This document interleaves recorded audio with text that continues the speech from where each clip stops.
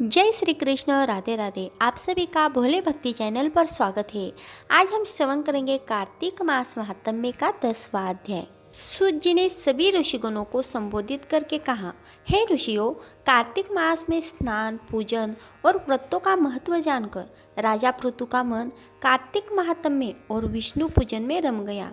किंतु कुछ उत्सुकता जस की तस बनी हुई थी, अथवा नारद जी के श्रीमुख से वे जितना अधिक सुनते थे उनकी उत्सुकता उतनी ही बढ़ती थी। उन्होंने नारद जी से कहा कि हे नारद जी, आपने कार्तिक महात्म्य का बड़ा ही उत्तम फल कहा है। आप कृपा कर तुलसी का महात्म्य सिद्ध करने वाला दृष्टांत भी सुनाइए। यह सुनकर नारद जी बोले, हे राजन, प्राचीन काल में सिंहाद्री पर्वतमाला में करबीरपुर नामक एक स्थान पर धर्मदत्त नामक एक ब्राह्मण रहता था।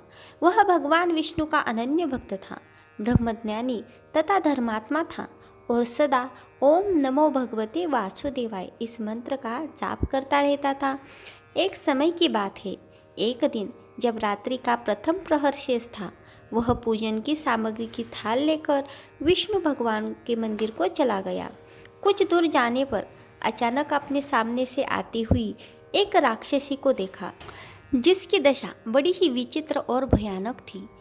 उसकी देह पर कोई वस्त्र नहीं था, उसकी आंखें लाल और दांत टेढ़े मेढ़े थे। उस भयानक राक्षसी को देखकर धर्मदत्त भय के मारे थर थर कांपने लगा। घुर घुर करती वह उसकी ओर बढ़ने लगी। धर्मदत्त के पास अपनी रक्षा के लिए कोई अस्त्र शस्त्र भी नहीं था। अंततः उसने पूजन की थाल में रखा तुलसी मिश्रित जल लेकर उस पर फेंका। हे राजन, इसे भगवान शालिग्राम की अपार महिमा ही जानो कि शरीर पर जल का स्पर्श होते ही उस राक्षसी के सभी पाप दूर हो गए। उसे सद्बुद्धि आ गई। वह हाथ जोड़कर धर्मदत्त से क्षमा मांगने लगी और उसके कदमों में लेट गई। धर्मदत्त बड़ा दयालु था, उसे उस पर दया आ गई।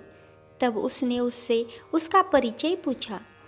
इस पर राक्षसी ने बताया, मैं सौराष्ट्र देश के भिक्षु नामक एक ब्राह्मण की पत्नी हूँ। मेरा नाम कलहा था।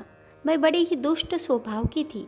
कभी भी मैंने पतिव्रता धर्म नहीं निभाया और सदा ही अपने पति से कलह करती थी। उसे उचित ढंग से भोजन नहीं देती थी। ब्राह्मण मुझे बहुत समझाता था, मैंने कभी उसकी बात न मानी। अंत में दुखी होकर उसने दूसरा विवाह करने का विचार किया। तभी मैंने अपने आप को सुधारने की न सोची और विष खाकर प्राण त्याग दिए। तब यम के दूत मुझे पकड़ कर ले गए। वहाँ यमराज ने जय चित्रगुप्त से मेरे अच्छे बुरे कर्मों के विषय में पूछा तो चित्रगुप्त ने बताया कि इसने कभी पतिव्रता धर्म का पालन नहीं किया, सदा अपने पति से द्वेष रखा और उसके उत्तम गुणों की अपेक्षा की। यह सदा अपने अभिमान में रहती थी। जिस पात्र में भोजन बनाती थी उसी में खाती थी। यह सब वृत्तांत सुनकर यमराज ने कहा कि जिस पात्र में भोजन बनाती थी उसी में खाती थी। अंततः इसे अपनी संतान को खाने वाली बिल्ली की योनि में भेजा जाए। यह अपने पति से द्वेष रखती थी। अंततः इसे विष्ठा खाने वाली शुक्री की योनि में भेजा जाए। इसने आत्महत्या की, इसके दंड स्वरूप इसे राक्षसी की योनि में भेजा जाए। इस प्रकार हे ब्राह्मण, मैंने अनेक वर्षों तक बिल्ली और शुक्री की योनियों को भोगा है।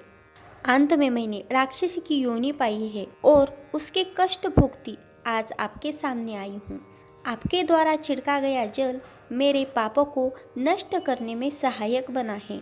हे ब्राह्मण देव, तुलसी मिश्रित इस जल से मेरे सभी पातक नष्ट हो गए। अब कृपा कर मुझे इस घृणित देह से छुटकारने का कोई उपाय बताइए।